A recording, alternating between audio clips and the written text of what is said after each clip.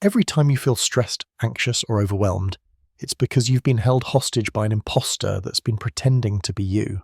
And the most shocking part, you've been willingly handing over your power to this impostor for years. But today, everything changes.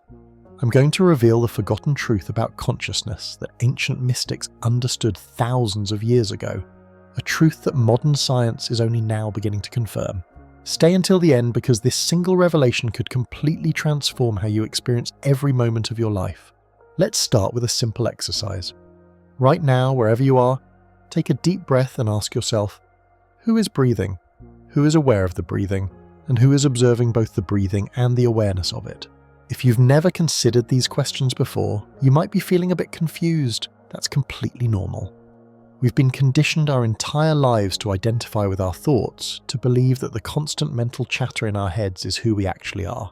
But here's the reality that might shake your world. You're not the voice in your head. You're not your thoughts. You're the awareness behind them, the consciousness that observes everything, including your thinking mind. Throughout history, mystics, spiritual teachers, and enlightened beings have pointed to this profound truth. From Buddha to Rumi, from ancient yogic traditions to modern contemplative practices, they've all been trying to help humanity understand this fundamental reality. Think about it like this. Have you ever caught yourself lost in thought? Maybe replaying an argument, imagining a worst-case scenario or building elaborate fantasies, and then suddenly realized you were thinking? In that moment of realization, who noticed the thinking? It wasn't your thoughts noticing themselves. It was you, pure awareness, noticing the activity of your mind. This distinction is absolutely crucial. When you identify completely with your thoughts, you become a prisoner to every emotion, reaction, and mental storm that passes through you. But when you recognize yourself as the awareness behind thoughts, you gain freedom. Freedom to choose which thoughts serve you and which ones you can simply observe without attachment. But why don't more people realize this? Why does this truth remain forgotten or hidden to so many? The answer lies in what spiritual traditions call the ego. Not ego as in arrogance, but ego as the constructed sense of separate self. From early childhood, we begin creating a story about who we are. We attach labels to ourselves, our name, our role in the family, our strengths and weaknesses, our likes and dislikes. Over time, this story becomes so compelling and so familiar that we mistake it for our actual identity. The thoughts that narrate this story become so constant and convincing that we believe they are us. Modern neuroscience supports this understanding. Research shows that the human brain produces around 60,000 thoughts per day, with the vast majority being repetitive, automatic, and often negative. These thought patterns create neural pathways that become stronger with repetition, making it increasingly difficult to separate yourself from them. But here's where it gets interesting. Brain imaging studies have revealed that when long-term meditators achieve states of pure awareness, states where they're completely present without being caught in thought, distinct areas of the brain show decreased activity while others show increased integration. What science is discovering is that there are actually two modes of brain function. The default mode network, which is active when we're lost in thought, ruminating about the past or worrying about the future, and the direct experience network, which activates when we're fully present, directly experiencing reality without the filter of conceptual thinking. Most people live almost entirely in the default mode network, constantly thinking about their lives rather than actually living them. This is why time seems to speed up as we get older, because we're processing experience through thought rather than experiencing life directly. Here's a powerful metaphor to understand this distinction. Imagine your consciousness as the vast sky, limitless and boundless. Your thoughts, emotions, and sensations are like clouds passing through this sky, sometimes stormy and dark, sometimes light and wispy, but always temporary and always changing. The fundamental mistake most people make is identifying with the clouds rather than recognizing themselves as the sky. When you believe you're your thoughts, you suffer when those thoughts are negative or painful. You become completely at the mercy of the ever-changing weather patterns of your mind. But when you recognize yourself as the sky, as the awareness within which all experiences arise, you gain a profound perspective. You realize that no matter how intense or overwhelming a thought or emotion may be, it will pass. You remain untouched, just as the sky remains unharmed by even the most violent storm. This isn't just philosophical theory, it has profound practical implications for your everyday life. When you're not identified with your thoughts, anxiety loses its grip on you, depression can't define you, stress doesn't overwhelm you.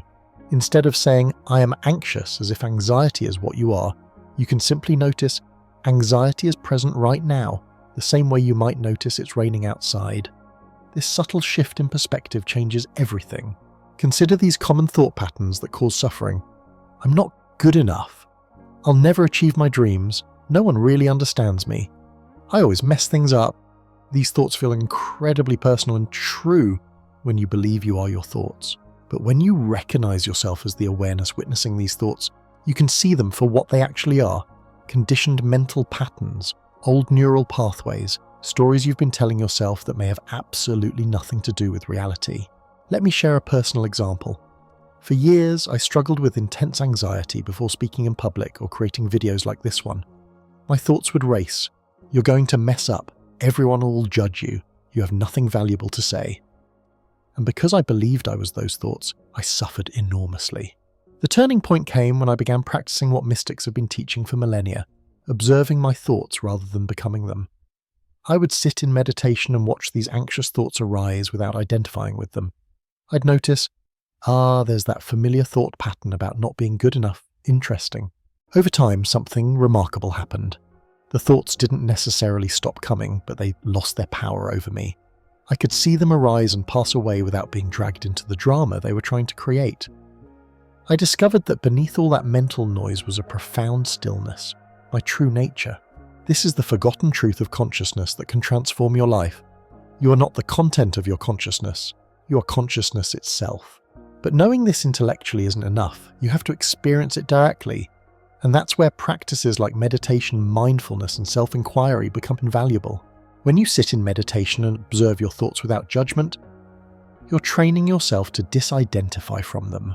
When you practice mindfulness in daily activities, fully feeling the sensation of water on your hands as you wash dishes, or truly tasting each bite of food instead of eating while lost in thought, you're strengthening your capacity to be present as awareness rather than lost in mental commentary. One of the most powerful practices is asking the question, who am I? Not to find a conceptual answer, but to trace awareness back to its source.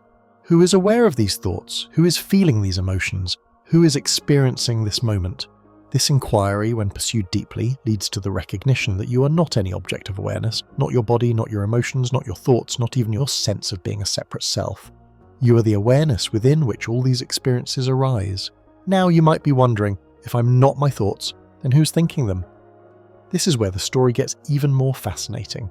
Your thoughts arise from a complex interaction of factors: your genetic predispositions, your past experiences, cultural conditioning, subconscious patterns, biological processes in your brain, and even collective consciousness.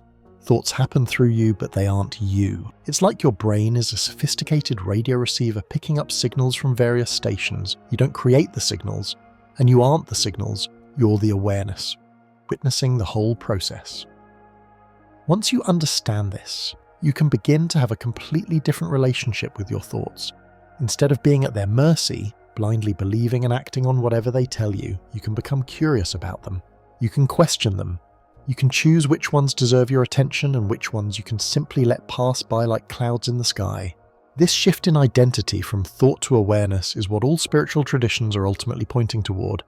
It's what Jesus meant by the kingdom of heaven is within you. It's what Buddha discovered under the Bodhi tree. It's what yogis call self-realization. And now, modern psychology and neuroscience are confirming what these wisdom traditions have been teaching for thousands of years. Therapies like acceptance and commitment therapy and mindfulness-based cognitive therapy work precisely because they help people disidentify from their thoughts and recognize themselves as the awareness behind them. So how do you begin integrating this forgotten truth into your daily life? Here are some practical steps. First, develop a regular meditation practice where you simply observe your thoughts without judgment. Even 10 minutes a day can begin to create space between you and your thinking mind. Second, throughout your day, practice pausing and asking, who is aware right now? This simple question can shift you from being lost in thought to being present as awareness. Third, when difficult emotions arise, instead of saying I am angry, practice saying anger is present or sadness is being felt. This subtle linguistic shift helps you disidentify from the emotion. Fourth, spend time in nature, where it's often easier to drop into pure awareness. Notice how trees don't think about being trees, they simply are. The same presence that allows a flower to bloom is available to you in every moment. And finally, be gentle with yourself. The habit of identifying with thoughts is deeply ingrained. You'll forget and get lost in thought again and again. That's completely normal. What matters is the moment of remembering, the moment of waking up from the thought-induced trance and recognizing yourself as the awareness that remains constant through it all. So you are not your thoughts. You are the boundless awareness in which thoughts appear and disappear like clouds in the vast sky of consciousness. This is the forgotten truth that ancient mystics discovered, and that you can verify through your own direct experience. As you move forward from this video, I invite you to begin noticing the space between your thoughts, the silent awareness that's always there beneath the mental noise. In that space lies freedom, peace, and your true nature. Remember, you are not the voice in your head, you are the one who hears it. Thanks for watching.